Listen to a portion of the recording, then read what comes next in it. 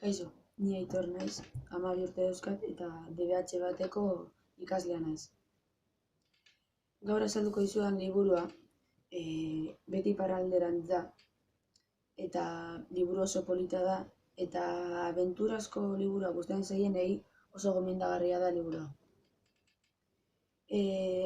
Liburu hau nire Andereñoak gomendatu zidan irakurtzeko, oso polita delako beretzat. Eta baina azalduko dizuet zergaitik oso polita den. Liburua doa kaieseko ume batez bere familia oso aberatsak direla. Eta aberatsak ziren nebera bat zutelako, eta nebera hori barruan flasak zeuden, eta eurek flasak saltzen zituzten. Egun batean, neberak funtzionatzeari itxi zion, eta ezin zituzten flasak egin, orduan diru gabe gelditu ziren.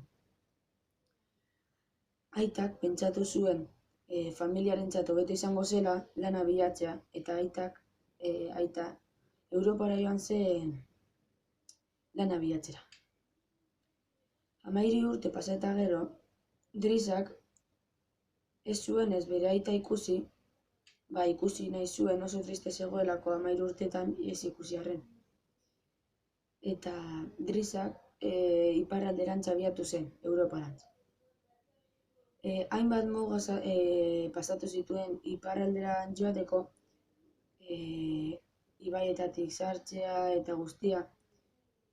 Eta azkenean bere gurasoei, bere aitari ikusi zion, eta pozik bizi ziren. Hau izan da nire grabaketa, eta espero dut gustuko izana.